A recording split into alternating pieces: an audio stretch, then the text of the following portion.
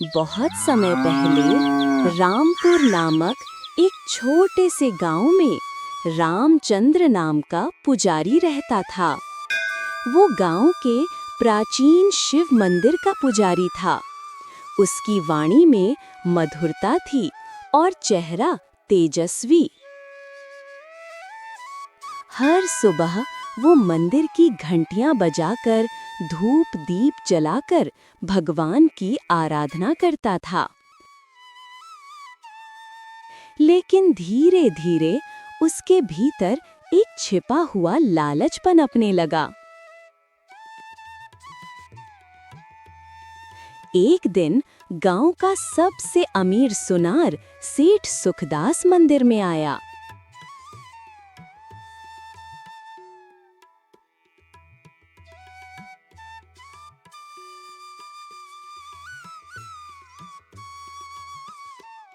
उसके साथ भारी थैला था जिसमें सोने की मोहरें और चांदी के सिक्के भरे थे। सेठ ने कहा, पुजारी जी, मैं भगवान शिव के चरणों में ये दान अर्पित करने आया हूँ। रामचंद्र मुस्कुराया और बोला, जो भी सच्चे मन से भगवान को अर्पित करता है उसे उसका फल दुगना ही मिलता है। सेठ ने रामचंद्र को सोने चांदी की थैली दी और प्रणाम कर चला गया।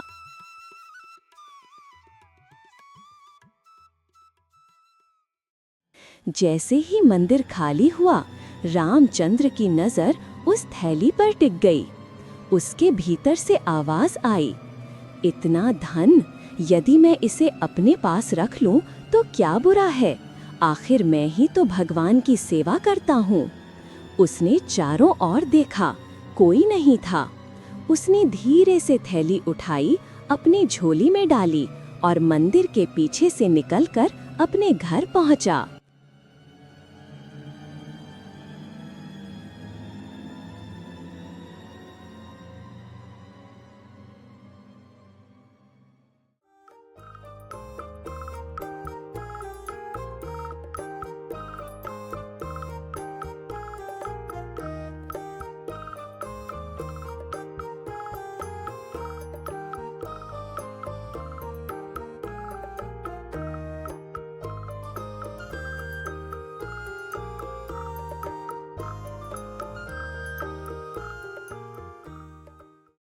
पत्नी ने पूछा, ये क्या है जी?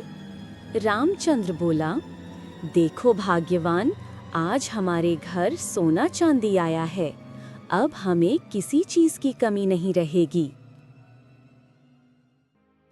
पत्नी ने घबराते हुए कहा, यह भगवान का धन है, इसे रखना पाप है। रामचंद्र ने हंसकर कहा, अरे पगली, भगवान को क्या जरूरत सोने की है? ये तो हमारे ही काम आएगा।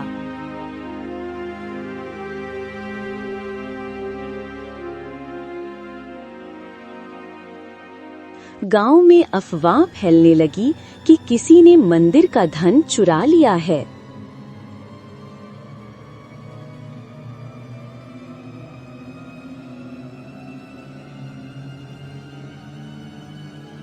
डर के मारे रामचंद्र अपनी पत्नी को लेकर भाग निकला। घंटों चलते हुए वे एक घने जंगल में पहुंच गए। जंगल में घोर अंधेरा था और दूर दूर तक सन्नाटा।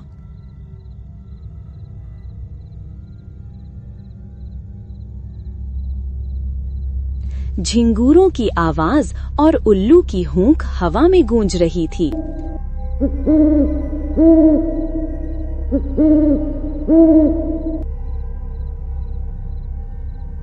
थोड़ी दूर उन्हें एक गुफा दिखाई दी।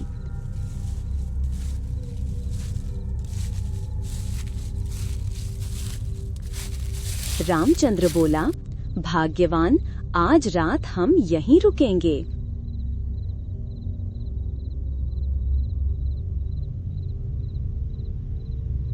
अंदर कोने में कुछ जानवरों की हड्डियां पड़ी थीं।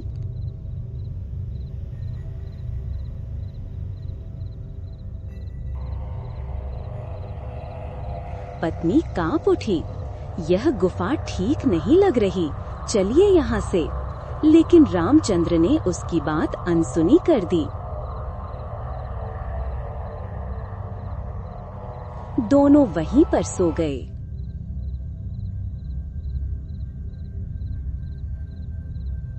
उसी वक्त जंगल से एक भयानक राक्षस वहां पे आया। राक्षस बहुत भयानक था। उसका शरीर बहुत बड़ा था, दांत बहुत लंबे थे, उसकी आंखें लाल अंगारों जैसी थीं, बाल बिखरे और हाथ में ताजा मांस था।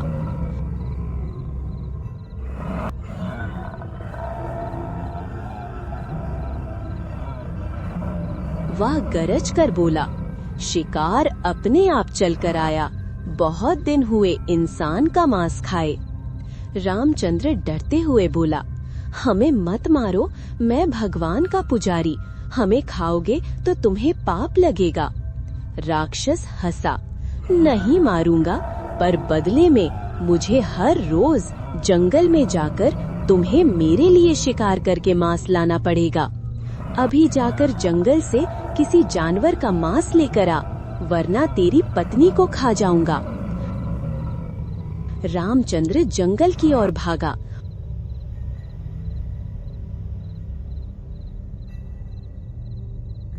और जंगल में शिकार ढूंढने लगा।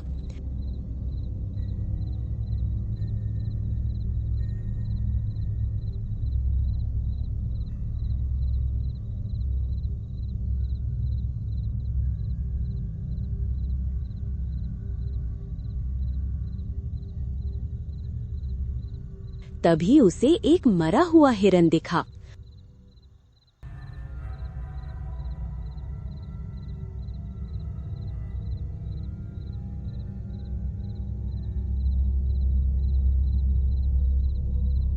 वह उसे लेकर लौटा।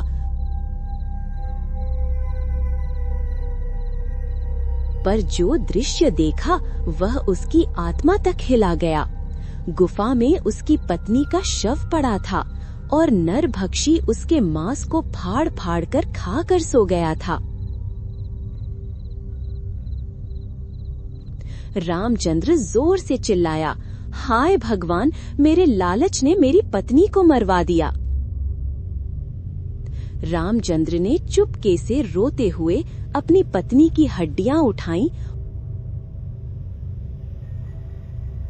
और गुफा से दूर जंगल में गया। वहां पर एक बड़े पेड़ के नीचे बैठकर रोने लगा। हे प्रभु, मैंने तुम्हारा धन चुराया, यही मेरे पाप की सजा है। अब मुझे भी मर जाना चाहिए। उसी पेड़ पर सोया हुआ एक पक्षी उसकी रोने की आवाज सुनकर जाग कर रामचंद्र से कहता है, तुम क्यों रो रहे हो? रामचंद्र उसे सब बताता है।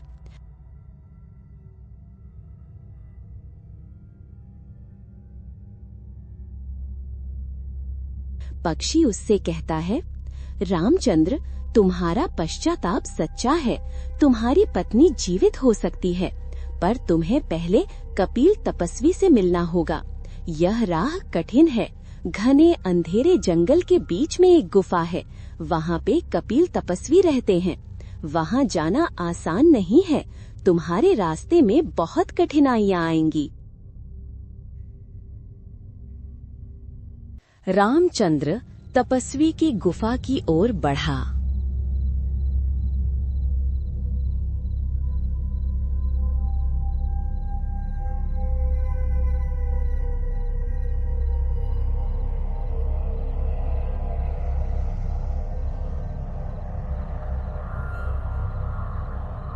अंधेरे घने जंगल से गुजरकर वो उस गुफा तक पहुंच गया।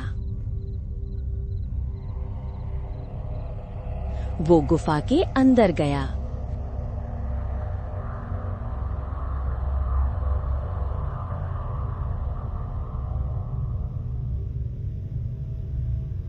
तभी अचानक एक बहुत बड़ा सांप उसके सामने प्रकट हुआ।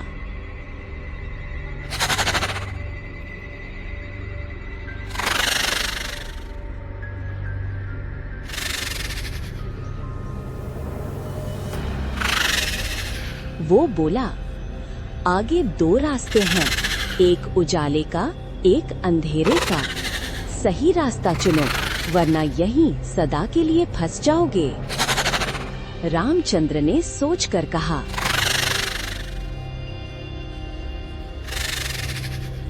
अंधेरे के बाद ही उजाला आता है, मैं अंधेरे के रास्ते पर चलूंगा। सांप मुस्कुराया और गायब हो गया। रामचंद्र ने साहस से वो रास्ता चुना।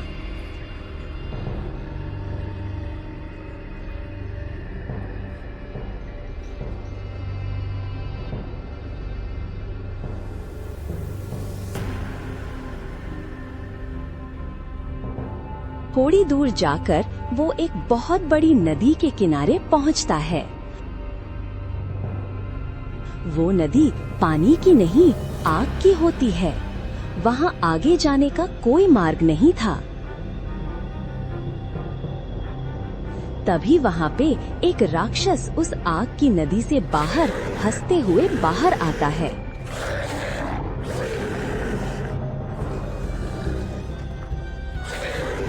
वो बोलता है, मेरे प्रश्न का उत्तर दो, तभी तुम्हें आगे जाने का रास्ता मिलेगा। अगर उत्तर गलत दिया तो तुम इसी आग में जलकर राख हो जाओगे। रामचंद्र ने सोचा, हे भगवान, अब मैं क्या करूं? उसने प्रश्न पूछने को कहा। राक्षस बोला, बताओ बताओ, मैं वो चीज हूँ जो बोलने से पहले ही तोड़ी जाती है। जब तक तुम मुझे तोड़ोगे नहीं, तब तक मैं तुम्हारी बात को आगे नहीं बढ़ने दूंगा। बताओ मैं क्या हूँ? रामचंद्र ने सोचा और उत्तर दिया, वचन। राक्षस बोला, सही उत्तर। अचानक से राक्षस गायब होता है और आग की नदी शांत होती है और उसे आगे जाने का रास्ता दिखता है।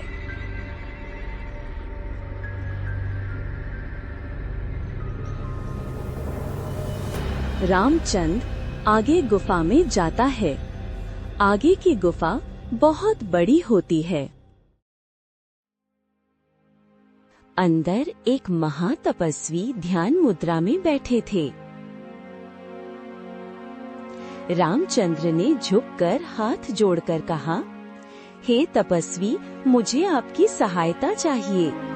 तपस्वी को उसके साथ घटी सभी घटना पता थी। तपस्वी बोले, जो अपने पापों का पछतावा करे वह क्षमा का पात्र है, पर पहले मेरे 2 प्रश्नों का उत्तर दो। उन्होंने पहला प्रश्न पूछा, मनुष्य के जीवन में क्या बड़ा है, भाग्य या बुद्धि? रामचंद्र ने उत्तर दिया, बुद्धि बड़ी है, क्योंकि बुद्धि से मनुष्य अपना भाग्य स्वयं रच सकता है। तपस्वी ने कहा, सही उत्तर। तपस्वी ने दूसरा प्रश्न पूछा, मनुष्य के जीवन में भूख, प्यास, नींद और आशा, इनमें से सबसे श्रेष्ठ क्या है? रामचंद्र बोला, आशा सबसे श्रेष्ठ है, क्योंकि जब तक आशा जीवित है तब तक जीवन संभव है।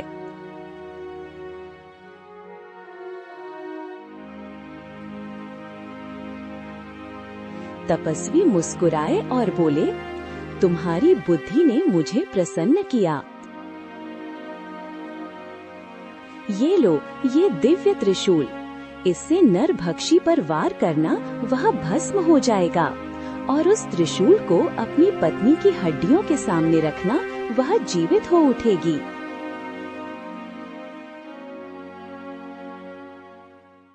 रामचंद्र कपिल तपस्वी का आशीर्वाद लेकर गुफा से बाहर निकला और जंगल की ओर दौड़ा।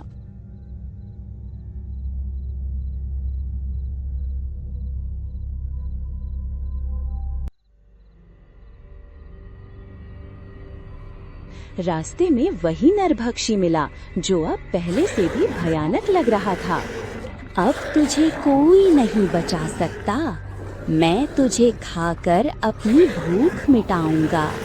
रामचंद्र ने त्रिशूल उठाया और उसकी तरफ फेंका, पर वो चूक गया।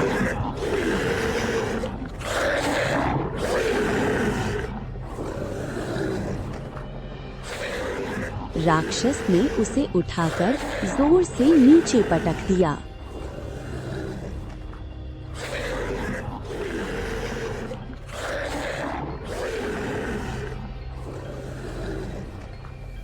तभी वहां पे वही पक्षी आ गया। उसने त्रिशूल उठाकर रामचंद्र की तरफ फेंका।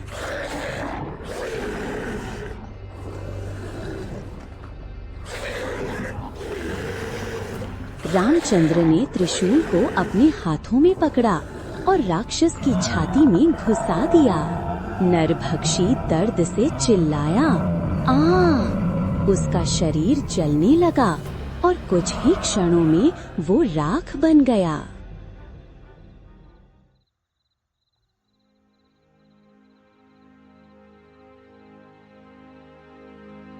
पक्षी बोला, रामचंद्र, अब अपनी पत्नी की हड्डियों के पास त्रिशूल रखो।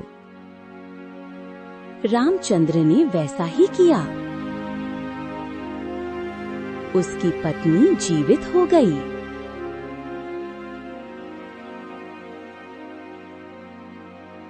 वो बोली, आपके लालच ने हमें विनाश की ओर धकेला था, पर आपके पश्चाताप ने हमें पुनर्जन्म दिया है। रामचंद्र ने आंसू भरी आंखों से कहा, हाँ भाग्यवान, मैंने सीख लिया, लालच विनाश की जड़ है। दोनों पति पत्नी गांव लौट आए। रामचंद्र ने मंदिर में जाकर भगवान से क्षमा मांगी और सारा सोना चांदी दान कर दिया। वो दिन रात मंदिर में भगवान की सेवा करता, गरीबों की मदद करता। इस कहानी से हमें ये सीख मिलती है कि लालच मनुष्य के विनाश का कारण बनता है। सच्चा सुख केवल सत्य, भक्ति और पश्चाताप के मार्ग में ही मिलता है।